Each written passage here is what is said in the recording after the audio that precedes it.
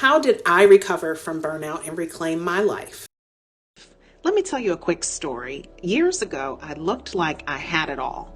I had a dental practice that was thriving, and every day I would see back-to-back patients and manage my staff.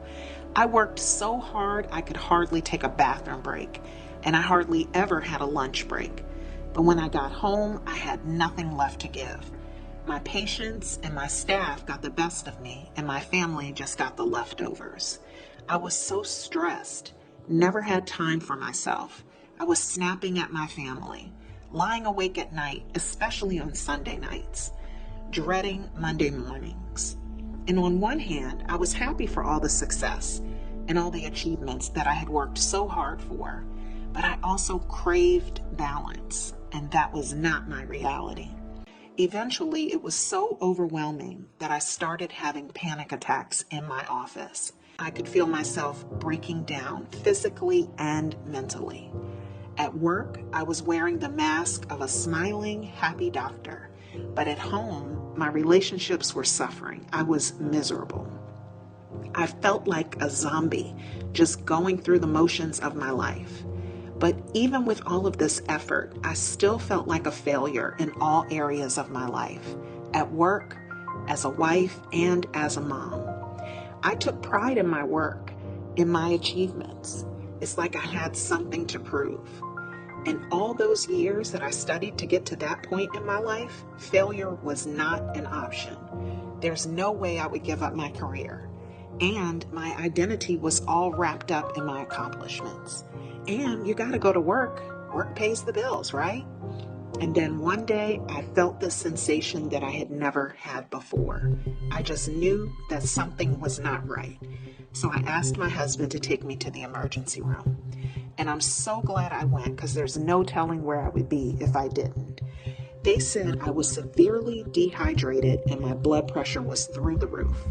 And thankfully, after that, I was able to get back on track. But going to the ER forced me to admit it. I was burned out. I was exhausted. And my way of life was going to take me to an early grave. And the worst part is, it was so normalized. I didn't even realize it until it was almost too late. So after some conversations with friends and family, a question came to me. Is this really the life that you want for the rest of your life? Something had to change. In a minute, I'm going to tell you exactly what shifted. Going to the ER forced me to see myself differently. I realized that burnout is not about your to-do list or your time management or your organization. It happens because you're living a life that's out of alignment with your values, your energy, and your priorities. A vacation will not fix this, and neither will a glass of wine. And yes, I tried that too. There is a deeper problem that nobody talks about. Burnout is the result of ignoring yourself for too long, pushing through, living on autopilot, ignoring what your body and soul are telling you. It wasn't just work, and it wasn't just my practice. It was the way I was living my life. It was me, not setting boundaries, not saying no, overworking, trying to prove myself, being afraid to let people down, people pleasing. I could not keep living like this. It took me a long time to figure out how to go from burnout to balance. I learned it, I lived it, I documented it, and then I reverse engineered it so I can now give you the shortcut. I developed a plan to reclaim my peace and my life. One word, 4 letters, changed everything. That word is plan. P-L-A-N. Pause, love, align, know. Pause. I had to breathe intentionally, regulate my nervous system, and reflect on what was really draining me. And then I reconnected with my core values, love, service, and freedom. Because clarity on what matters is step 1. L is for love. Love yourself and love your life. This phase was all about self-compassion and creating a vision that actually supported me. I had to let go of guilt and perfectionism and give myself grace. When I got clear on the kind of life that I wanted, things finally started to feel easier. The letter A is for align. Design your life around what matters.